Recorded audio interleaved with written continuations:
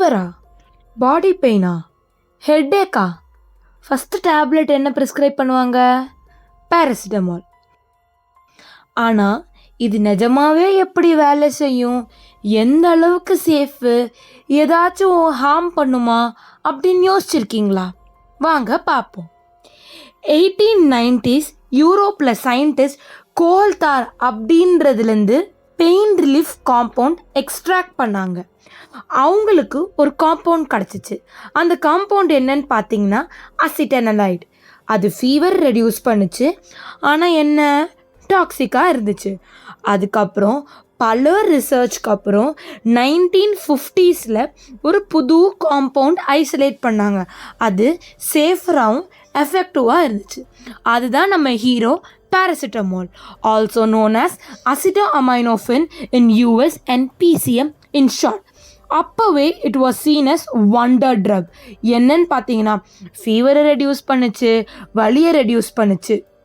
ஆனால் இதில் best part அப்படின்னு என்னென்னு பார்த்தீங்கன்னா ஸ்டொமக்கை அப்செட் பண்ணல. ஆனால் இது எப்படி ஒர்க் ஆகுது அப்படின்னு பார்க்கலாமா? வாங்க. சிம்பிளாக சொல்லணுன்னா பிரெயினில் ஒரு ஏரியா இருக்குது, ஹைப்போதலாமஸ். அது என்ன பண்ணுன்னா நம்ம பாடி டெம்பரேச்சரை ரெகுலேட் பண்ணும். ஸோ இந்த பேராசிட்டமால் அங்கே போய் பாடியே ட்ரிக் பண்ணி என்ன பண்ணும், பாடியை கூல் பண்ணும். லிட்ரலாக பாடிக்கு அது வேலையை காமிக்குது. அதனால என்ன ஆகும், ஃபீவர் ரெடியூஸ் ஆகுது.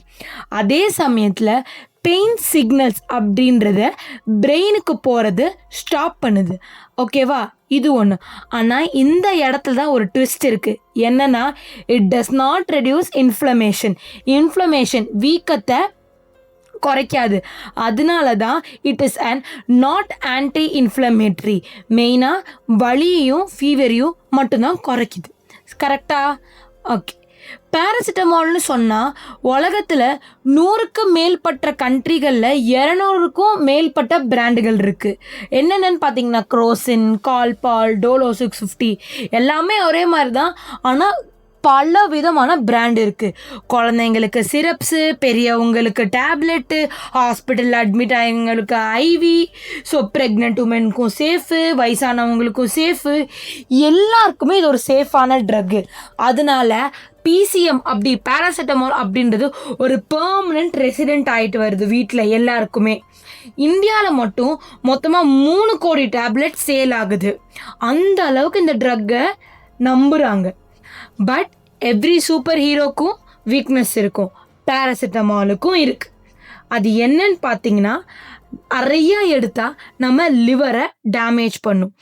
ஒரு நாளைக்கு 4 கிராம் எடுத்தால் அது ஓவர் டோஸ். அண்ட் சீரியஸாக இருந்தால் லிவர் டிரான்ஸ்பிளான்டேஷன் மட்டும்தான் அதுக்கு ஒரே தீர்வு.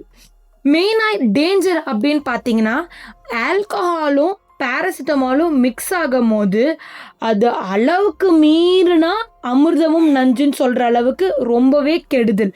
சைலண்ட்டாக லிவர் செல்ஸை டேமேஜ் பண்ணுது, எந்த அறிகுறியும் இல்லாமல். அதனால தான் doctors always say just because it's OTC don't over use. So paracetamol is the reason for most medicine related liver failures in UK and US, and still people think it's completely harmless. 1 gram tablet சேஃப்னு நினச்சிட்டு 3 to 4 tablets கொடுக்குறாங்க. ஆனால் ரியாலிட்டியில் just 10லேருந்து 12 tablet ஒரே ஷாட்டில் எடுக்கும் போது fatal ஆகுது. Paracetamol is a true medical hero, but only if it used correctly. So next time fever or pain varamodhu, consult doctor. Don't self-medicate blindly. And hey, if this video helped you understand your tablet better, hit the like button now itself. Daily medicine stories and health science ku press views subscribe pannunga.